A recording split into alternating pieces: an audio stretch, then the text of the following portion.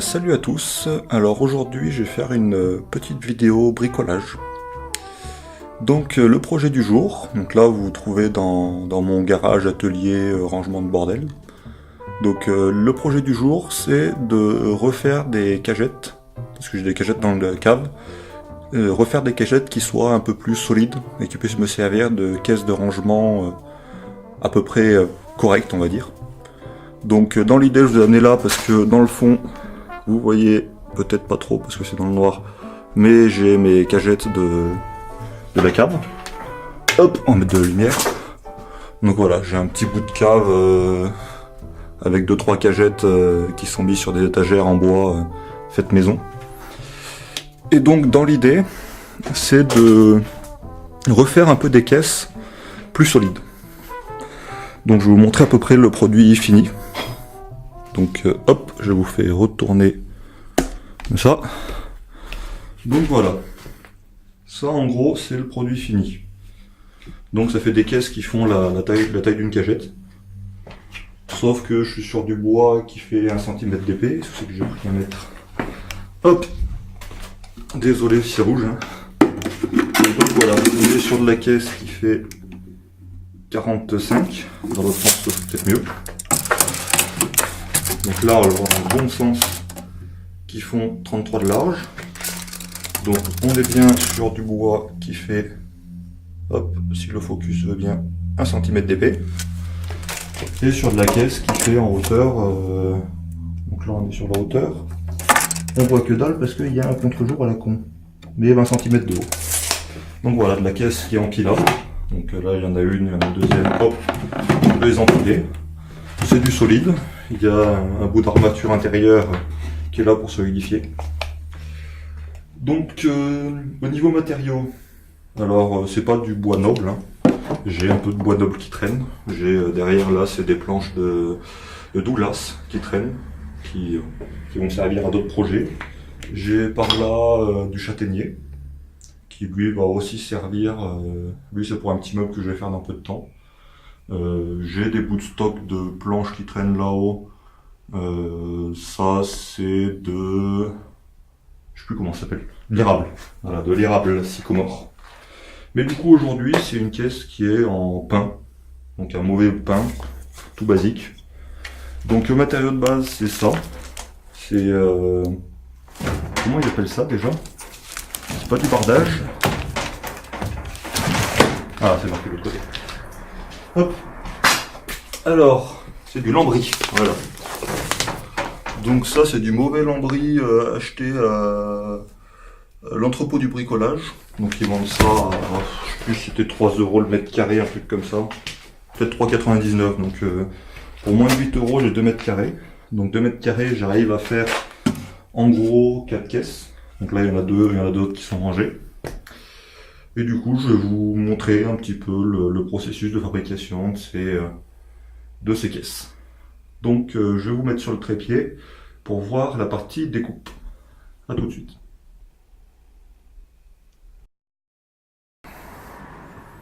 C'est reparti. Alors, donc maintenant, je vous ai posé sur le trépied devant un outil qui s'appelle une scie à onglet. Donc, dans le principe, c'est une scie circulaire qui est mise sur un axe vertical et un axe horizontal. Comme ça, je mets ma planche, je descends, je coupe, et je peux reproduire des coupes soit droit, soit à 45 degrés. Mais bon, voilà, ça c'est la partie technique. Donc ça c'est mon nouveau joujou, je l'ai acheté il y a peu de temps. Voilà, chacun sait jouer. Donc là, on va passer à la partie découpe. Donc là, je ne vois pas du tout parce que le trépied est trop bas. Et voilà, donc on va faire à peu près toute la petite partie découpe sur la structure et sur les planches de la caisse. Allez, à tout de suite.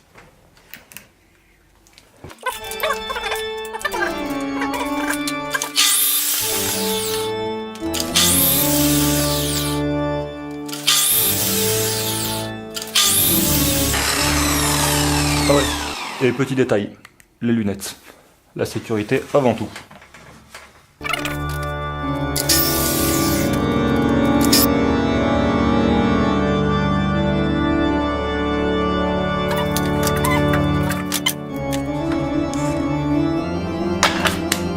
Et voilà pour l'atelier découpe. Du coup maintenant on peut enlever les lunettes. on peut éteindre la machine. Et je vous décale et je vous reprends dans l'autre sens. A tout de suite.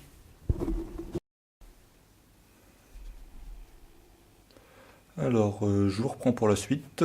Donc là, j'ai pas d'établi encore fait, donc je vais faire avec les moyens du bord. Hein, parce que vous voyez tout. Vous voyez par là, c'est bon. Allez, feu. Donc, on va bosser à même le sol.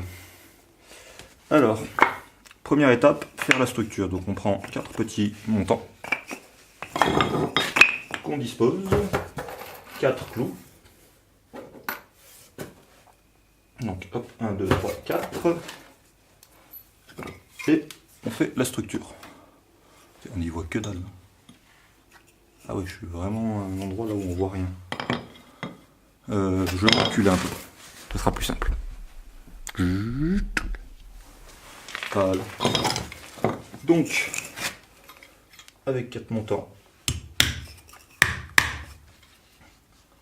on prépositionne les clous. Il y a déjà un qui part en couille, c'est pas grave.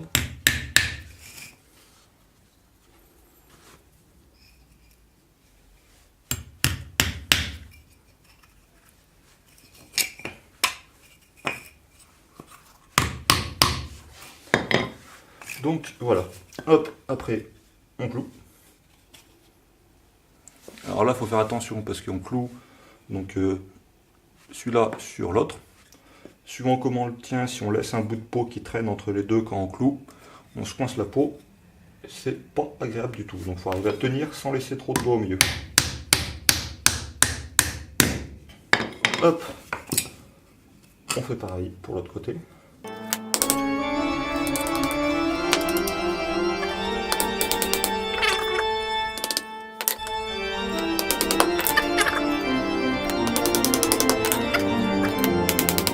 On se retrouve avec les 2 U de la structure. Alors maintenant, voilà, il y a la structure, elle est clouée.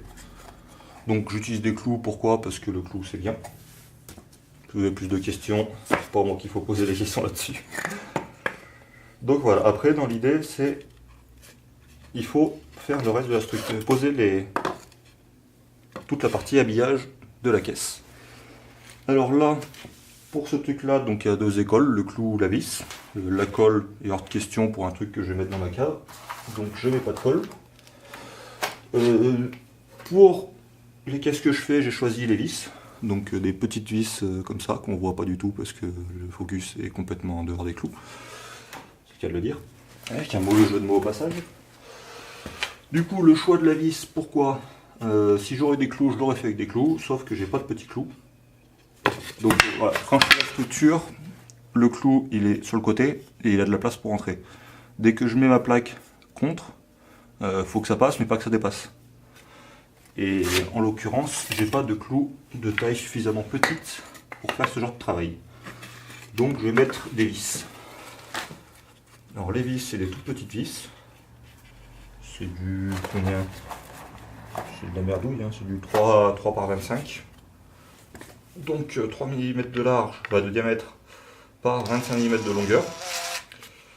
Et je les visse.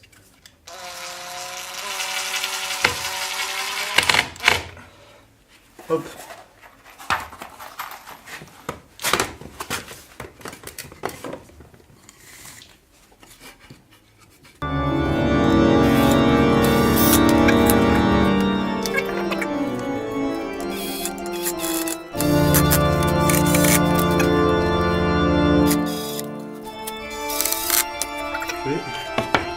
Ouais, alors la petite subtilité, je sais pas si j'arriverai à vous la montrer, mais en fait quand on prend le bois comme il est taillé, il y a un côté où il y a un angle droit, ici, sur la partie sur la partie mâle, la partie qui a une languette, il y a un côté qui est angle droit et un côté qui a un chanfrein, donc une coupe à 45 degrés.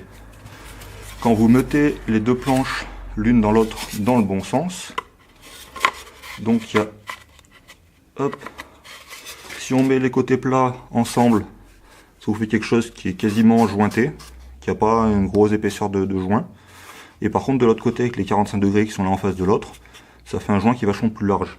Du coup, moi j'ai choisi de mettre le côté plat, côté intérieur.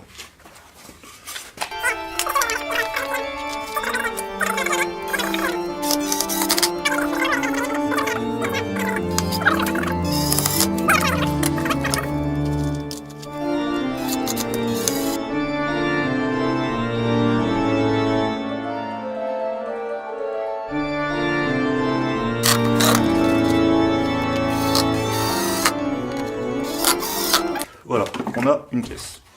Mais pour l'instant, on s'en fout. Donc, dernière étape, je le fonds. Donc, même principe. On pose, on visse, on aligne à peu près.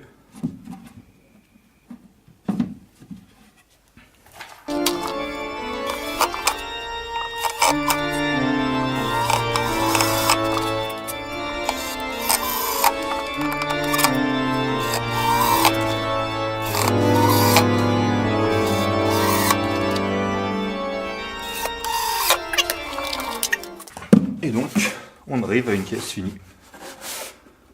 Donc une caisse qui n'a pas de poignée, qui n'a pas de... mais une caisse qui est toute simple. Et donc, hop, si j'arrive à vous faire voyager, du coup, il y a mes deux autres caisses, et celle-là, hop, qui vient dessus. Donc voilà, c'est parfait. Et ben sur ce, je vous dis à plus. Allez, salut!